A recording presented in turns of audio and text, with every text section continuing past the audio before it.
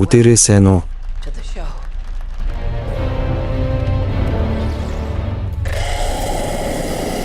Ирландын харанхуй ой дундуур нэгэн залуу гүйсээр буцаж гарах боломжгүй гэсэн тэмдэгт ямар нэгэн байршил руу заасан чиглэл хүрэх цагийг зааж өгсөн тоонууд замд нь тааралддагч тэрээр анзаарах сөхөөгүй. Айд сандарсан бололтой харсан зүг рүү ээлгүй гэсэн хэдий ч тэр зүхтаж чадахгүй. Түнэр харанхуй иргэн тойрныг нөмрөн авч сүрэг шууд дээгүүр нь нислэтгэхэд тэрээр нүхэнд унана. Энэ агшинд үл үзэгдэх хүч түүнийг барьж аваад чирэн одно. Нөгөө талд тус улсын өөр нэгэн хотод Мина хэмээх зураач бүсгүй амьдардаг ба амьтны дэлгүүрт ажилладаг. Нэг өдөр дарга нь түнд хөрш хот руу явж амьтны хүрээлэнд ховор дотыг хүргэж өгөхийг хүсгэд Мина зөвшөөрчээ. Тэрээр шувууг гэртээ аваачиж хонуулахаар болно. Тэрээр 15 жилийн өмнө ээж нь нас барсан гэдгийг тотинд хэлдэг. Гинэт шувууч дуугарч түнд хариу үйлдэл үзүүлнэ. Оройн Мина хиймэл ус зүүж бааранд орж өөрийгөө балетчин хэмээн зохиомл нэрээр нэгэн залуутай танилцсан. Өглөө нь Мина тотноосоо уучлалт гуйж жинхэнэ дүрэнд таалагдахгүй байна уу гэж асууна. Ингээд тот бүсгүй хоёр аялалдаа гарна. Замд нь түүний эгч Люсийг залгаж түүнийг хайрлаж хүлээж буй гэр бүл дүү нартай гэдгийг сануулна. Мина аяллаа үргэлжлүүлэн машинаа жолоодсоор харанхуй ойгоор дайран өнгөрөх шорон замаар явж байтал гинэтл машин нэвдэрч утасных нь сүлжээж бас учир битүүлгээр тасрах болно.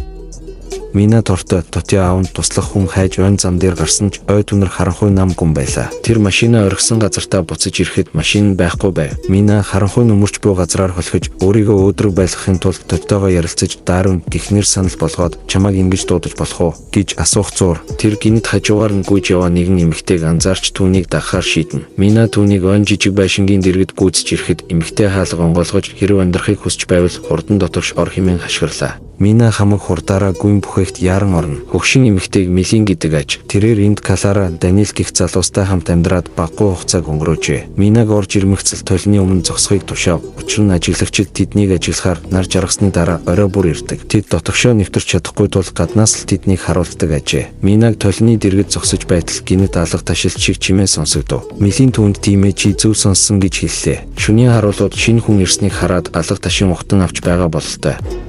Өглөө нь Мина явах бодолтой байгаагаа илэрхийлсэн ч бусд нь түүнд эндээс явах боломжгүй гэж батлан тайлбарласан ч тэр ойгоос гарахаар явлаа. Милийн түүнийг гүйцэн ирж ой мод хий үзэгдэлтэй болохоор зөвхөн энд л амьд үлдэх боломжтой гэдгийг тайлбарлана. Ой хүрээсэн тэмдэглэгээнүүд нь харанхуй болохоос өмнө бүхээгт хүрч болох хил хязгаарыг заадаг бөгөөд хэрвээ хилийг давж гарвал бүхээг рүү буцах болон ойгоос гарах замгүй болно. Энэ бүхээгийг нэгэн профессор бүтээн байгуулсан ч одоо хаана байгааг нь хэн ч мэдэхгүй. Тэр шөнө Даниэл шөнийн харуулуудад зориулан үзүүлбэр үзүүлж тэдэнд шинээр ирсэн хүнээ танилцуулахад бусд нь түүнийг юрдив шигээл байхыг хүсв. Энэ хооронд Калара хөгжмөө асаагаад орой бүр хийдэг бүжгээ бүжиглээ. Минагийн хувьд телевиз үзэнгээ Love Search телевизийн шоуны дискийг олоод сонирхлоо. Маргааш өглөө нь Каларагийн алга болсон нөхөр нь Даниэлийг халамжилж байхыг захиж байсан болохоор Калара Минатай хамт эмийн ургамал түүхээр яв. Каларагийн нөхөр нь ойгоос гарах гарц хайж яваад алга болсон юмсанжээ. Саяхан тэд ойн энд тэндгүү хачирхалтай нүхнүүд байгааг олж мэдсэн гэдгийг Минад тайлбарлав. Эдгээр нүхнүүд нь шөнийн ажиглагчдын өдрийн цагаар хорогдох газар юм. Калара бүхээгт 5 сар орчим болсон гэдэгтээ итгэлтэй байлаа.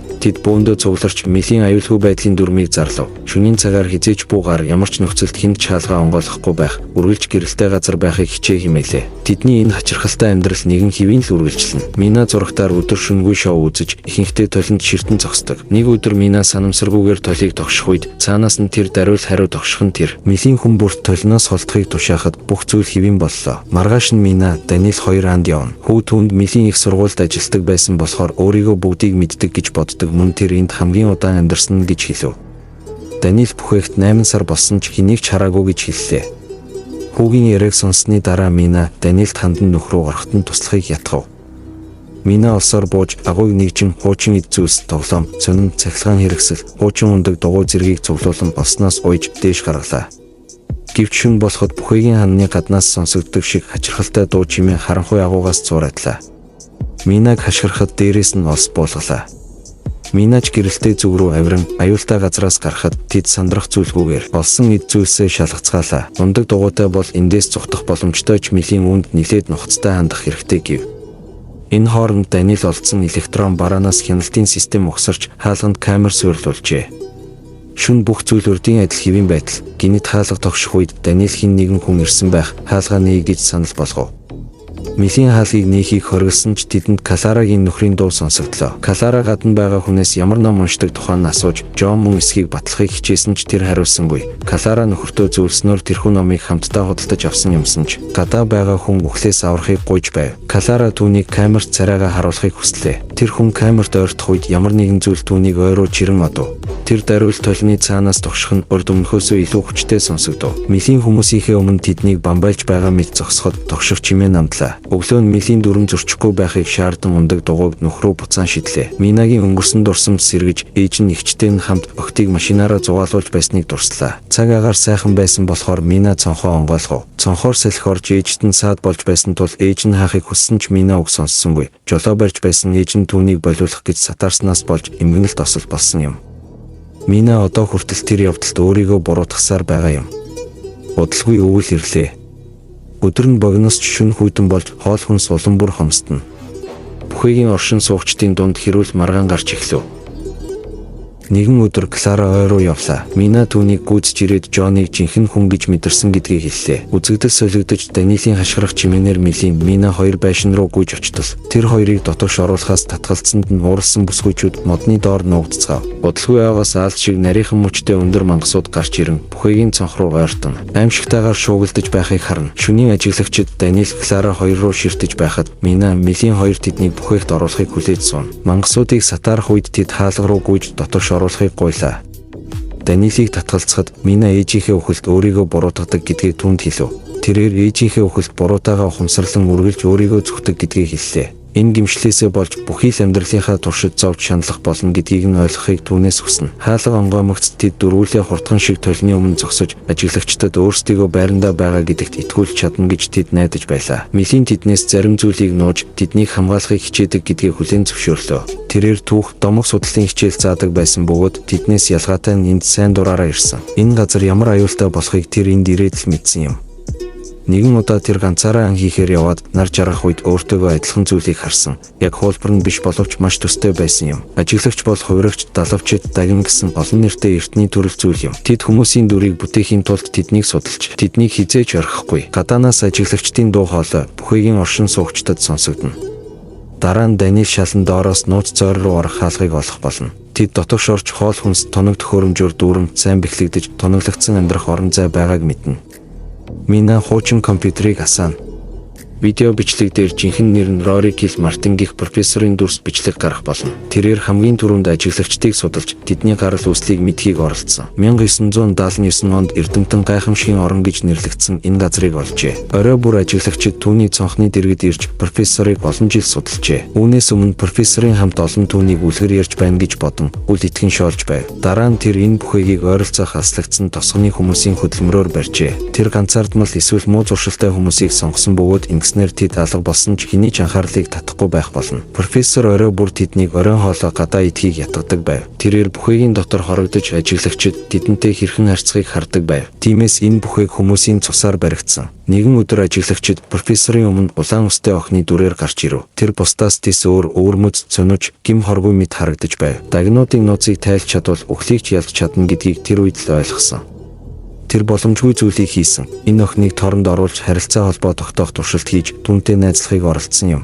Охин заримдаа дүрээ өөрчилж урт гартаа аимшигтай амтан болж хувирдагч профессорын үгийг сонсдог байв. Аажмаар тэр түүнд ойртож ойлголцох болсон ч түүний судалгаа ямар ч чухал зүйлийг илрүүлж чадаагүй болохоор амьдралаа дуусгахаар шийджээ. Тэр голын ирэг дээр завь нууснаа хэллээ. Энэ нь цорын ганц эндээс гарах гарц юм. Завин дээр хүрэхийн тулд зүгээр л шуудыг даах хэмээлээ. Тэрээр эндээс амьд гарч чадвал их сургуулийн офис руу очиж тэндээс түүний бүх судалгаа бичиг баримтыг устгахыг хүсв. Одоо тэр ажиглагч дээр очиод энэ байгууламжтай үрд үлдэх болно. Сүүлийн дүрслэлд Кил Мартин шатаар дээш авирч буун дуу сонсогдсноор нам гүн боллоо. Энэ бол тэдний ойд байгаа сүүлчийн шүн гэдгийг мэдээд Клараар хөгжим асан Даниэлийг бүжгэнд өрсөн ч тэр эндээс явах болсондоо сэтгэл дундуур байгаа бололтой. Түүний хэлснээр гэр бүл нь асуудалтай байгаа бөгөөд түүнд буцаж очих газар байхгүй ажээ. Бүсгүй түүнтэй сайн найзууд болсон тул түүнд сайн ажил мэргэжил амьдрах байр олох хүртэл нь хэсэг хугацаанд хамт байхыг санал болголоо.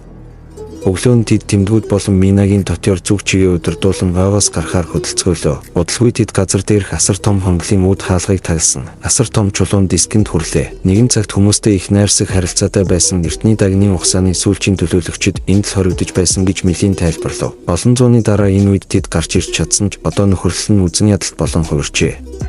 Тэд ид шидээр бүтээгдсэн энэ ойдол байх боломжтой тул хол цогтох хэрэгтэй. Тэд өдөржингөө л алхлаа. Бүрэнхий болсон ч гол мөрөн завь харагдсангүй. Борооч орч тэдний эсрэг зүгт нисч буй сүрэг шуудыг хараад тэд цөхрөнгөө барлаа. Тэд шуудын араас дагангүйсний эцэст голд хүрч чадлаа. Эмэгтэйчүүд завь руу яаран гүйцгээхэд Даниэлийн араас хүн хашгирахыг сонсоод эргэн хартал Жон байлаа.